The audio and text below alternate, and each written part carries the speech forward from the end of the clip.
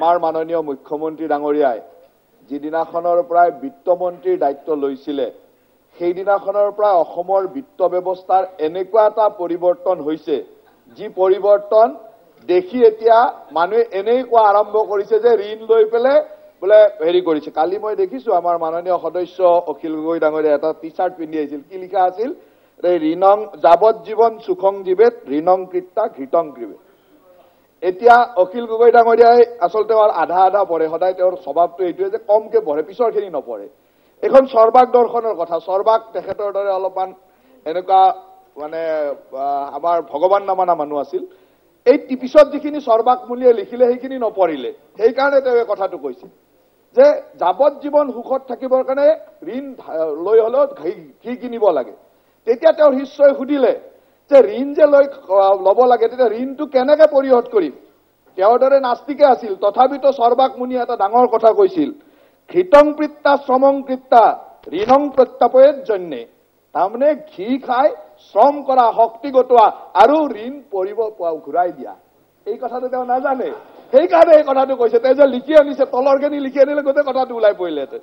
গতিকে অখিল গগৈ ডাঙৰীয়াক মোৰ এটা অনুৰোধ, তেওঁ যি পঢ়ে গোটেইখিনি পঢ়ে যাতে, যি বিষয়তে হওক, মোৰ এটা বিৰাট ডাঙৰ অনুৰোধ। নহলে তেওঁ অসমক বহুত বেলাইনত কথাবিলাক কৈ দিয়ে, আধা পঢ়ে আধা পঢ়ি কৈ দিয়ে, পিছৰখিনি নকয়। এতিয়া মই কথাখিনি কলো, গতিকে আমি শ্ৰম কৰা মানুহ, আমাৰ মুখ্যমন্ত্ৰী ডাঙৰীয়াই শ্ৰম কৰা মানুহ, আমাৰ বিত্তমন্ত্ৰী ডাঙৰীয়া অসমৰ এগৰাকী শ্ৰম কৰা মহিলা বিত্তমন্ত্ৰী। গতিকে আপোনালোকে চিন্তা নকৰিব, আমি যি ঋণ লৈছো সেই ঋণেৰে শক্তি বৰ্ধন কৰি আপোনাৰ সমষ্টিটো সুন্দৰ আন্তঃগাঁথনি হ'ব, আমাৰ সমষ্টিটো হ'ব, আপোনাৰ সমষ্টিটো হ'ব, চিন্তা কৰিব নালাগে।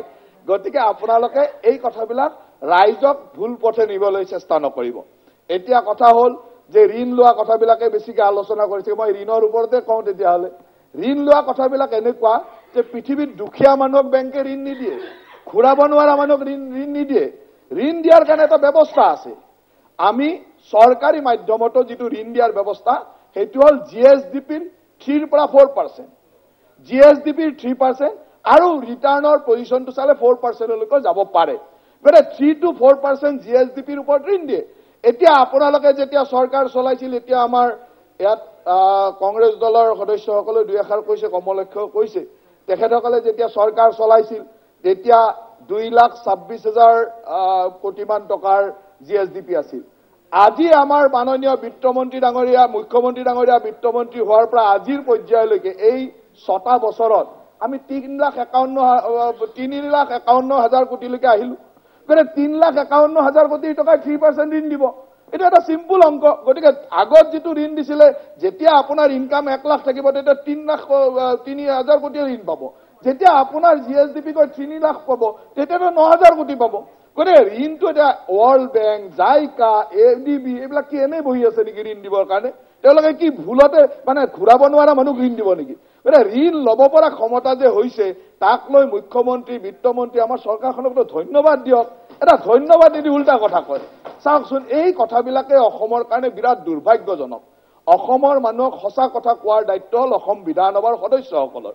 এতিয়া অসম বিধানসভাৰ সদস্যসকলৰ এটা ডাঙৰ মানে ট্ৰেণ্ড আৰম্ভ হৈছে কিছুমান সদস্যৰ, যে তেওঁলোকে কামটোৰ সমাধান কি নালাগে, সিদিনাখন টিভিত কেনেকৈ ওলাব লাগে, এটা অদ্ভুত কথা কৈ টিভিত কেনেকৈ ওলাব লাগে, এটা অদ্ভুত কথা কৈ দিয়ে, যিটো কথাৰ কোনো যুক্তি নাই, কোনো কথা নাই, সিদিনাখন টিভিত ওলাই আৰু তাৰ পিছৰখিনিলৈকে নাযায়, আৰু তাৰ সমাধানো তেওঁলোকক নালাগে। তাৰ কাৰণে মানে কথাটো এই কাৰণে অসমীয়া জাতিৰ কাৰণে এইটো এটা বৰ বেয়া লক্ষণ হৈছে। মই অনুৰোধ কৰিম মানে স্পীকাৰ একেই আৰু স্পীকাৰো চাই আছো। গতিকে কথাটো হ'ল যে এইবিলাকে তাৰমানে আমাৰ ভৰত নৰদা বহুত পুৰণা সদস্য, তেওঁ জানে কেনেকে মনটো ডাইভাৰ্ট কৰিব লাগে, ফটকে কৈ দিয়ে ডাইভাৰ্ট কৰাৰ কাৰণে। এইবিলাক আমি আপোনালোকৰ পৰা শিকিছো, গতিকে আপুনি চিন্তা নকৰিব, আমি ডাইভাৰ্ট নহওঁ, যি জেগাত আছো তাতে কৈ থাকিম, ডাইভাৰ্ট আমাক কৰিব নোৱাৰে। গতিকে আপোনালোকে ডাইভাৰ্ট কৰা এইবিলাক চিষ্টেম নকৰিব। কথাটো হ'ল মানি লওক যে হয়, অসমৰ চৰকাৰখনে মাননীয় মুখ্যমন্ত্ৰী হিমন্ত বিশ্ব শৰ্মাৰ নেতৃত্বত এক আমূল পৰিৱৰ্তন কৰিছে। আজি তেখেতে কৈ আছে যে কেপিটেল এক্সপেণ্ডিচাৰৰ ৰেভিনিউ বাঢ়ি গৈছে। তেওঁ নাজানে, বিধানৰ নিয়ম নাজানে, চৰকাৰী নিয়ম নাজানে, কেপিটেল সদায় বেছিকে থাকিবই লাগিব। এতিয়া অসমত 10টাকৈ ডিসি কোর্ট হব, 10খনকৈ ডিস্ট্রিক্ট স্টেডিয়াম হব, 40খনকৈ সমষ্টিত স্টেডিয়াম হব, গাঁৱে গাঁৱে অঙ্গনবাড়ী কেন্দ্ৰ হব, গাঁৱে গাঁৱে স্টেট অফ আর্ট স্কুল হব। এই যে মেডিকেল কলেজ 8খন 9খনকৈ মেডিকেল কলেজ হৈ আছে, ইঞ্জিনিয়াৰিং কলেজ হৈ আছে, এইবিলাক কি ক্যাপিটাল ইনফ্ৰাস্ট্ৰাকচাৰ নহয় নেকি? তাৰমানে ক্যাপিটাল ইনফ্ৰাস্ট্ৰাকচাৰ কাক কয় তেতিয়াহ'লে? আৰু নিয়মটো এইটোৱে যে ক্যাপিটাল ইনফ্ৰাস্ট্ৰাকচাৰ ৰেভিনিউ এক্সপেন্ডিচাৰ বেছি হ'বই লাগিব। এইটো আমাৰ বাজেটৰ কথা। গতিকে এই সামান্য কথাবিলাকো নাজানি অদ্ভুত অদ্ভুত কথা কিছুমান কৈ দিয়ে যে ক্যাপিটাল ৰেভিনিউ। এটা মাইক্ৰ ফাইনেন্সৰ লোনটো চৰকাৰে মাইক্ৰ ফাইনেন্সৰ লোন ল'বৰ কাৰণে লোন লৈ ঘূৰাই দিব নোৱাৰে। কিয় ৱৰ্ল্ড বেংকে আমাক মাইক্ৰ ফাইনেন্সৰ লোনৰ কাৰণে পইচা দিব? কিয় জাইকাই আমাক পইচা দিব? কিয় এডিবিয়ে পইচা দিব মাইক্ৰ ফাইনেন্সৰ লোন ঘূৰাবৰ কাৰণে? সিমানটো বেছিক কথা নাজানে যে মাইক্ৰ ফাইনেন্সৰ লোনো আমি বোলে লোন লৈ ঘূৰাই দিছো, এনেকুৱা কথা কয়। লোন লৈ মাইক্ৰ ফাইনেন্সৰ লোন ঘূৰাই দিবৰ কাৰণে কোনোবা এলাও কৰিব নেকি? কোনোবা বেংকে আমাক লোন দিব নেকি? এয়া আমাৰ পইচা। আমাৰ চৰকাৰ আজিৰ তাৰিখত ইমানখিনি কেপেবল যে মাইক্ৰ ফাইনেন্সত 8,000 কোটি টকা অসম চৰকাৰে খৰচ কৰিব পাৰে। কিমানখিনি কেপেবল সেইটো মানি লওক যে আজি আমাৰ চৰকাৰখন ইমান কেপেবল যে 8,000ৰ পৰা 12,000 কোটি টকা হলেও আমাৰ চৰকাৰখনে যিটো অসমৰ কোনো চৰকাৰে ভাবিবই পৰা নাছিল, আজি মাইক্ৰ ফাইনেন্সৰ লোনো 8,000ৰ পৰা 12,000 কোটি টকা ঘূৰাই দিব পৰা কেপেবল এখন চৰকাৰ, বিত্তীয় ক্ষমতা তেনেকুৱা আমাৰ অৱস্থা। সেই কথাটো স্বীকাৰ কৰক।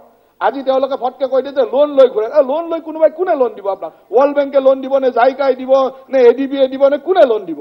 এতিয়া আমাৰ আমিনুল ইছলাম ডাঙৰীয়াই কৈছে যে লোন লোৱাৰ কাৰণে ইনভেষ্টৰ বিলাকে ভয় খাই যাব, কিয় লোন লোৱা দেশ। এইটো কিবা পৃথিৱীৰ এটা অদ্ভুত কথা এটা কয় যে লোন লোৱাৰ কাৰণে, লোন ল'বলৈ সক্ষম কাৰণে মানুহে ভাবিব যে এইখন কেপেবল ষ্টেট, ইয়াত ইনভেষ্ট কৰিব পাৰি। ইনভেষ্ট কিয় কৰিব নাই? আপোনালোকৰ কাৰণে নোৱাৰি। অখিল গগৈ ডাঙৰীয়া যেতিয়া আছিলে তেখেতৰ কাৰণে আজি ইনভেষ্ট কৰিবলৈ মানুহবিলাকে ভয় খায়। কথা নাই বতৰা নাই কা আন্দোলন, কথা নাই বতৰা নাই আন্দোলন, অসমখনক জ্বলাই পেলাই তাৰপিছত অসমত ইনভেষ্ট কৰিবলৈ মানুহে ভয় খায়। ইনভেষ্ট কৰিবলৈ যদি ভয় খাইছে আপোনালোকৰ কাৰণে খাইছে। আপোনালোকে পৰিৱেশ চিন্তা কৰক, পৰিৱেশ বনাই দিয়ক। আজি ইনভেষ্ট কৰিবৰ কাৰণে মানুহ যেতিয়া আগুৱাই আহে আপোনালোকে আৰম্ভ কৰি দিয়ে টায়াৰ জ্বলোৱা। আপোনালোকে চাওক, যেতিয়া জাপানৰ প্ৰাইম মিনিষ্টাৰ, মই তেতিয়া টুৰিজিমৰ দায়িত্বত আছিলো, মই নিজে জানো গোটেই গুৱাহাটীখন কিমান কষ্ট কৰি সজাইছো। গুৱাহাটীত জাপানৰ প্ৰাইম মিনিষ্টাৰ আহিব, কিমান ডাঙৰ ইনভেষ্টমেণ্ট আহিব। আমি তেনেকে ভাবি আছো। আৰম্ভ কৰি দিলে টায়াৰ জ্বলোৱা, আৰম্ভ কৰি দিলে ঘৰ ভাঙা, এই ধৰণৰ এটা পৰিৱেশ কৰি গোটেই ইনভেষ্টমেণ্ট শেষ কৰি পেলালে। তাৰ কাৰণে আপোনালোক দায়ী। আপোনালোকে চিন্তা কৰিব লাগিব, এই দায়িত্ব আপোনালোকে ল'ব লাগিব। গতিকে আপোনালোকে এই ধৰণে গোটেই পৰিৱেশটো নষ্ট কৰিছে আৰু ইনভেষ্টমেণ্ট আনাৰ বাধাৰ সৃষ্টি কৰিছে। গতিকে আপোনালোকে এই কথাটো স্বীকাৰ কৰি লওক যে আপোনালোকে সুখেৰে শান্তিৰে ঘৰত বহি থাক, সুন্দৰভাৱে চলাবলৈ দিয়ক। আমি আপোনালোকক এই যে 5 বছৰ পিছত কেনেকে উপহাৰ দিম আৰু অসমৰ ৰাইজে ইয়াক দেখি 50 বছৰৰ কাৰণে বিজেপি দলক সুন্দৰভাৱে দিব, তাৰ কাৰণে চিন্তা কৰিব নালাগে।